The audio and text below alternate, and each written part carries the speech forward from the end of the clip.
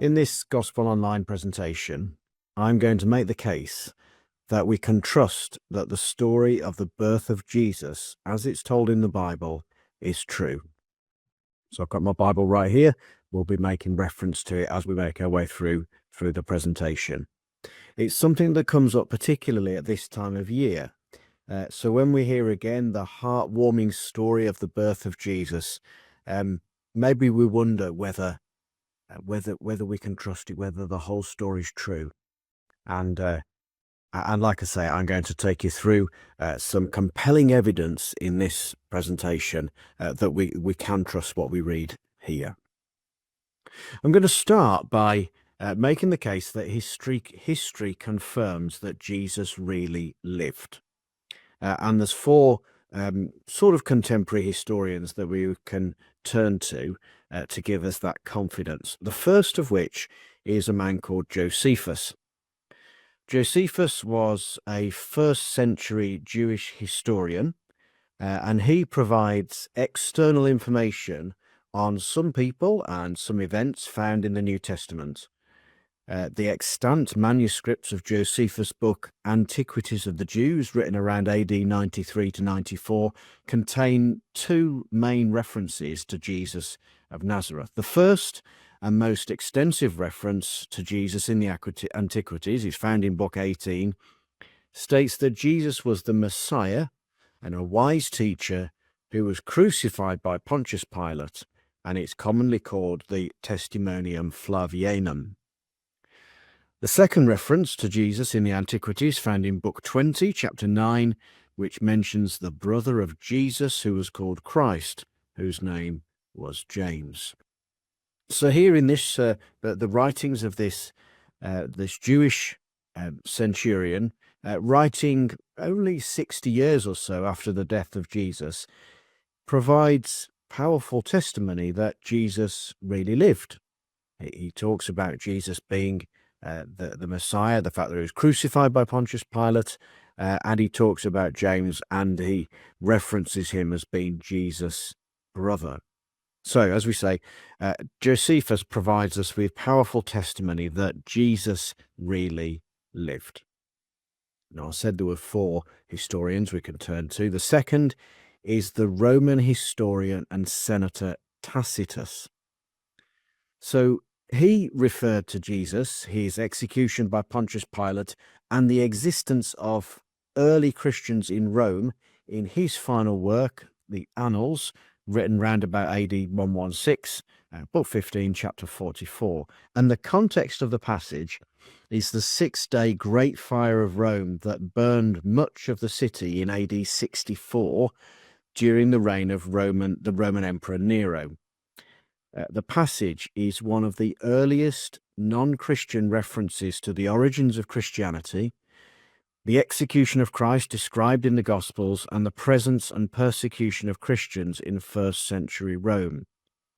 Now, the scholarly consensus is that Tacitus' reference to the execution of Jesus by Pontius Pilate is both authentic and of historical value as an independent Roman source. Tacitus provides non-Christian confirmation of the crucifixion of Jesus. Scholars view it as establishing three separate facts about Rome around about AD 60. One, that there was a sizable number of Christians in Rome at the time. Two, that it was possible to distinguish between Christians and Jews in Rome. And three, that at the time, pagans made a connection between Christianity in Rome and its origin in Roman Judea.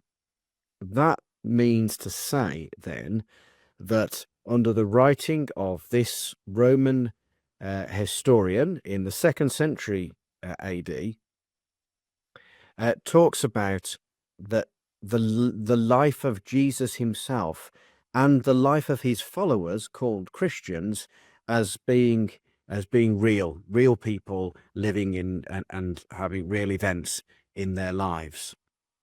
So that's the second historian we can turn to provide us with comfort that Jesus really lived. The third is a man referred to as Pliny the Younger, He was the Roman governor of an area called Bithynia and Pontus. Those areas are now in modern Turkey. He wrote a letter to the Emperor Trajan around AD 110 and asked for his advice on how to deal with the early Christian community. The letter details an account of how Pliny conducted trials of suspected Christians who appeared before him as a result of anonymous accusations, and asks for the emperor's guidance on how they should be treated. Well, what does this tell us? Well, this shows that the Christians existed in the 2nd century, and how could it be the case if Jesus Christ, the one they followed, never had lived? So circumstantial evidence, we might say, from Pliny that says that here you've got Christians, and the point being, if you've got Christians, then you must have had a Christ. There must have been one they were following. And the fourth of four people we can refer to is Suetonius. The Christians are explicitly mentioned in Suetonius' biography of the Emperor Nero as among those punished during Nero's reign. These punishments are generally dated to around AD 64, the year of the Great Fire of Rome. In this passage, Suetonius describes Christianity as excessive religiosity, as do his contemporaries, the ones we mentioned, Tacitus and Pliny. So, like Pliny, Suetonius provides evidence that Jesus' followers really existed as early as 30 years after his death. Now, this was a dangerous time to confess to being a Christian, so why would anyone do that if Jesus Christ had not existed? So, if we assume then that Jesus lived, and we would be right to do so, then, well, if he lived, he must have been born somewhere. And why do we need to doubt that happened in Bethlehem? Because that's what the Gospels tell us. The accounts of Matthew and Luke that we find in the New Testament of our Bibles talk about Jesus being born in the town of Bethlehem. So the first point that we're making there was to say that we can seriously consider Jesus to be a real person based on the corroboration of independent historians from not long after the time when Jesus lived, such a long time ago from now. Jesus really lived. History confirms us. So where I'm going to now is to make the case that the Gospels, the four Gospels that we find in our Bibles, can be taken as serious historical documents. They refer to real events and real people. Now, I'm opening my Bible now, and I'm opening it at Luke's Gospel, and we find the account of the birth of Jesus in Luke chapter 2. Luke chapter 2, and he refers here to a census, and that census really happened. Now, we have it here in Luke chapter 2, verse 1. It came to pass in those days that a decree went out from Caesar Augustus that all the world should be registered. Now, Caesar Augustus was a real person, a real emperor, and he indeed did require that a census should be taken. Verse 2, the census first took place while Quirinius was governing Syria, so all went to be registered, everyone to his own city. Joseph also went up from Galilee, out of the city of Nazareth, into Judea, to the city of David, which is called Bethlehem, because he was of the house and lineage of David, to be registered with Mary, his betrothed wife, who was with child. So it was that while they were there, the days were completed for her to be delivered. She brought forth her firstborn son, wrapped him in swaddling cloths, laid him in a manger, because there was no room for them in the inn. So in that passage from the Gospel of Luke, chapter 2, verses 1 through 7, we have a reference to the census that was required. Now, history attests to this census being taking place. It's recorded on the so-called Res Gestae Augusti inscription. So there's evidence there this really happened. Now, it's sometimes called into question by critics of the Bible on the basis that there is evidence which points to the census being required before Jesus was born. Well, first of all, the fact that there is evidence for such a census supports the view that we can accept the story of the birth of Jesus as being true. Now, what was the purpose of the Roman censuses? Well, the purpose of the Roman censuses was to calculate the level of taxation Rome could expect from the provinces of the empire. So, unlike censuses we might be used to, these were not tied to having to take place on a particular day. They were done by province, so each province could hold its census at different times. So the fact that there was a census taking place before the time of Jesus' birth doesn't in any way decry from the evidence that the census taking place in Judea was taking place right at the time when Jesus was born. And in fact, the way that the census was carried out was described by the Roman historian Cassius Dio. So both the fact that this census took place and the way in which it took place aligns very precisely with the record that we have here in the Gospel of Luke, attested to by the inscription and by the writings of the historian. So firstly then, in this section about the Gospels can be taken as serious historical documents. They refer to real events. This real event they're being referred to of the census, it really did happen. Now, something else about the Gospels, and Luke's Gospel in particular, is that Luke correctly identifies those in positions of authority at the same time as each other. Now, turning in our Bibles to Luke chapter 3, he gives a list of such people and is very, very precise with this list. Luke chapter 3, verse 1. Now, in the 15th year of the reign of Tiberius Caesar, one person, Pontius Pilate being governor of Judea, the second person, Herod being tetrarch of Galilee, the third person, his brother Philip, tetrarch of Iturea and the region of Trachonitis, that's the fourth person, and Lysanias, tetrarch of Abilene, the fifth person.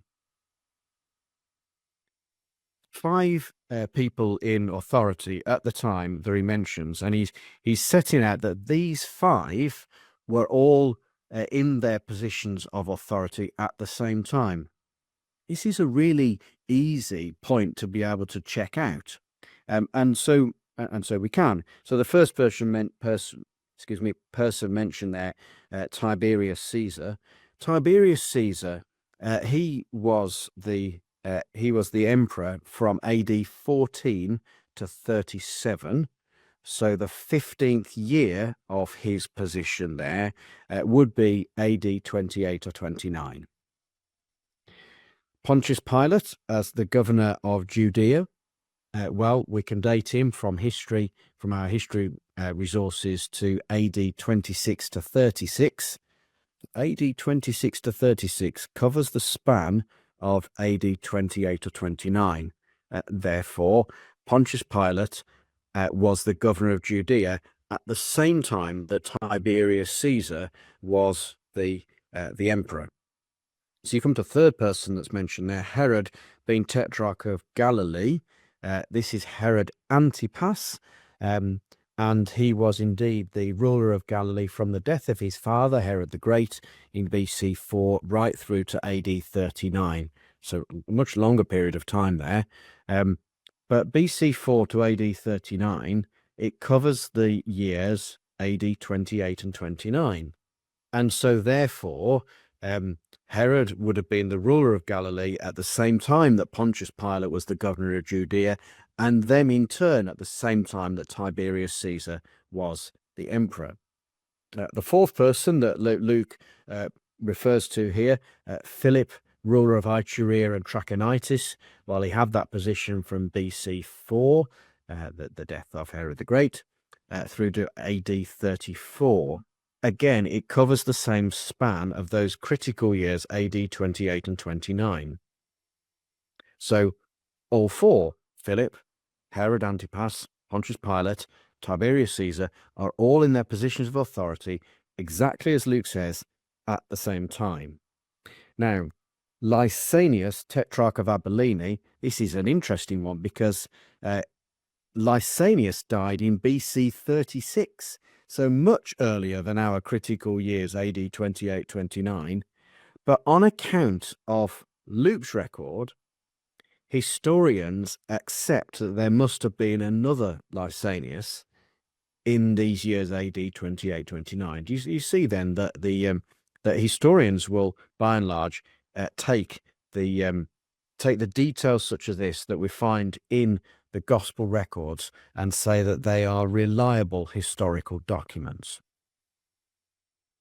Actually, in Luke chapter 3, he goes on to talk about two other people. He talks about Annas, the high priest, and Caiaphas. Talks about them both being high priests. Now, Annas was high priest from AD 6 to AD 15, but Caiaphas was his son-in-law, and he had significant influence over his son-in-law, and he was high priest from AD 18 to 36, once again spanning our critical years of AD 28 and 29.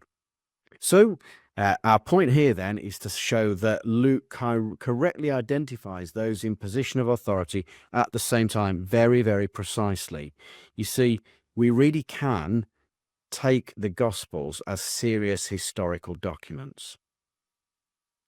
So that's Luke's Gospel. I'm now turning in my Bible to Matthew's Gospel and the story of the birth of Jesus, which in Matthew's Gospel we find in chapter 2. Now, here in chapter 2 of Matthew, in verse 1, we read, "Now after Jesus was born in Bethlehem of Judea in the days of Herod the king." Now that's important because there were a number of Herods that were around in the time of the writings of the New Testament. But this one's correctly identified as the king. So that distinguishes this Herod from any of his children who did not have the title king. Herod the Great was very proud of this title, the king of the Jews, and made sure he found its way onto coins that were made at the time. So we can see examples of coins which would have that inscription of Herod the king. So once again, the point we're making here then is that the Gospels can be taken as serious historical documents because they correctly refer, very precisely refer correctly to people of the time. Now, the other thing about the Gospels is that they haven't changed over the centuries.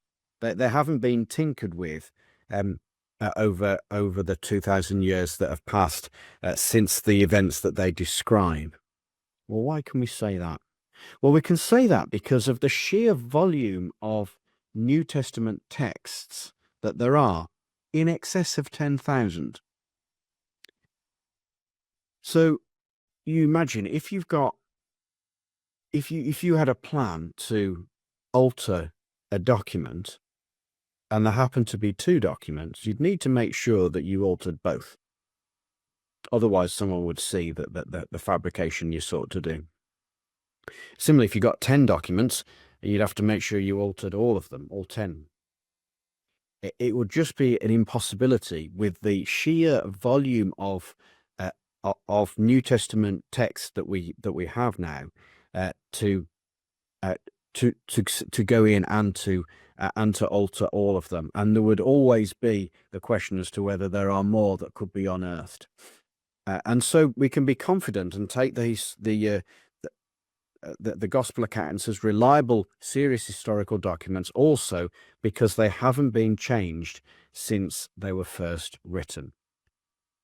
Okay, good. So we're looking at the story of the birth of Jesus is true, and I'm now going to into this next section, which is that people at the time were expecting Messiah to be born.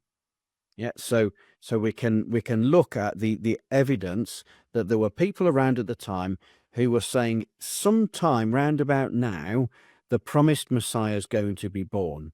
And that adds further weight to the position I'm taking in this presentation, that the story of the birth of Jesus is true. Now, I'm in my Bible again, Matthew chapter 2, verse 1 again. Now, after Jesus was born in Bethlehem of Judea in the days of Herod the king, behold, wise men from the east came to Jerusalem, saying, where is he who is being born King of the Jews? We have seen his star in the east and have come to worship him. Interesting then that you've got wise men from the east were clearly expecting the Messiah, the so-called King of the Jews, to be born around this time, and they wanted to find him and they wanted to honor him.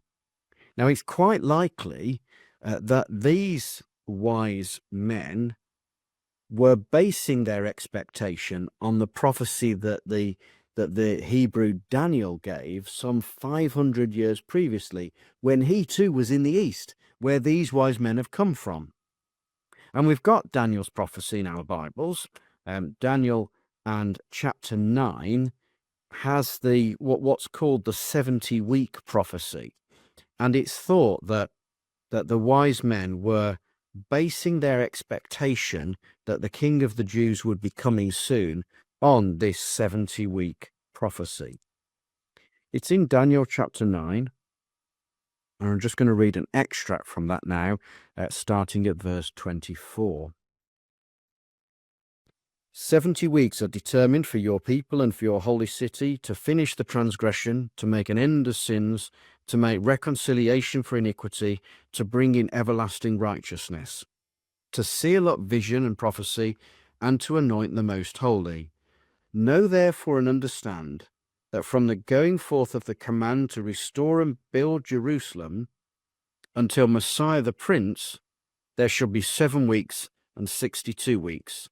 The street shall be built again, and the wall even in troublesome times. Now it is a complicated and enigmatic prophecy, the 70-week prophecy is. But one thing that's clear from the couple of verses I've just read is that it was meant to be time-bound. That is to say, it would have a start and an end. And the start was the point when the command to restore and build Jerusalem, and the end should be until Messiah the Prince. And the people who were thinking about what Daniel had said and were studying his words after he'd died were calculating based on the 70-week prophecy when they thought the Messiah would come. And that's why in Matthew chapter 2, we meet these wise men, these astrologers that were coming from the east, from the place where Daniel was when he'd made that prophecy. And they were coming looking for the King of the Jews. They figured out it was about now. Of course, they went to the wrong place. They said that they go to Jerusalem because they expect that the King of the Jews would be in the capital city. It's reasonable, isn't it? But they don't find the King of the Jews there. They find Herod the Great there. Now we carry on reading in verse 3 of Matthew chapter 2. When Herod the king heard this, he was troubled, and all Jerusalem with him. And when he had gathered all the chief priests and scribes of the people together, he inquired of them where the Christ was to be born. So they said to him, in Bethlehem of Judea. And the reason why they say that the Messiah was to be born in Bethlehem was because of the writings of the prophecy Micah, which he had given some 700 years previously. And Matthew quotes Micah. He says, for thus it is written by the prophet, but you, Bethlehem, in the land of Judah, are not the least among the rulers of Judah, for out of you shall come a ruler who will shepherd my people Israel. It's crystal clear then that the Christ, the Messiah, the King of the Jews, should be born in Bethlehem, according to Daniel's prophecy, which the wise men were following, and according to Micah's prophecy, which the religious leaders of the day in Israel were following. Let's carry on with Matthew's account then here, verse 7. Then Herod, when he had secretly called the wise men, determined from them what time the star appeared. And he sent them to Bethlehem and said, Go and search carefully for the young child, and when you found him, bring back word to me, that I may come and worship him also. When they heard the king, they departed, and behold, the star which they had seen in the east went before them, till it came and stood over where the young child was. And when they saw the star, they rejoiced with exceedingly great joy. And when they had come into the house, they saw the young child with Mary his mother, and fell down and worshipped him. And when they had opened their treasures, they presented gifts to him, gold, frankincense, and myrrh. Then, being divinely warned in a dream that they should not return to Herod, they departed for their own country another way. Now, some interesting facts just to point out here, that these men were wise men. They were not kings. And furthermore, that there were 3 gifts, not 3 men. And so therefore, the notion that we hear in the Christmas story of you have 3 kings coming from afar is not necessarily true. The story of the birth of Jesus, as set out in the gospel records, talks about them being wise men, and between them bringing these gifts, 3 gifts of gold, frankincense, and myrrh.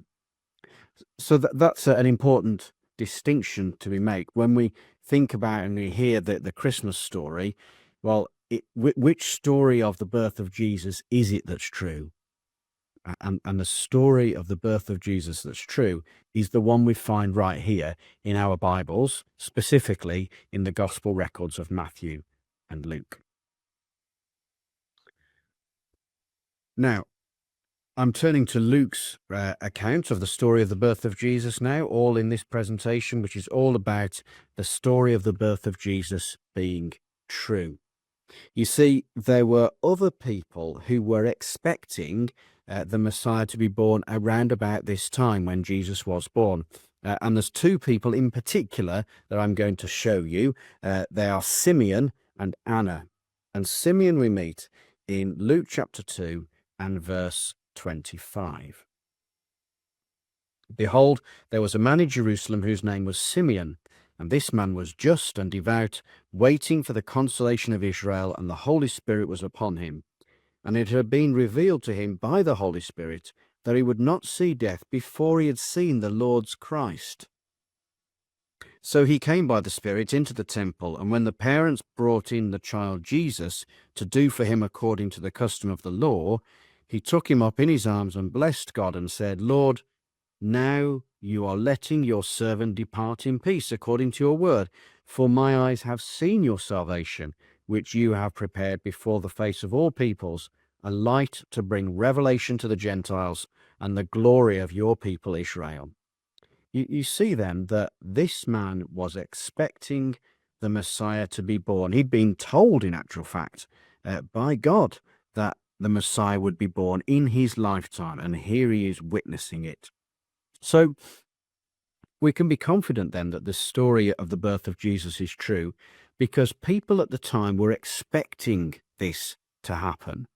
It's another part, another piece in the jigsaw that gives us this confidence in the account of the birth of Jesus as we find it in our Bibles.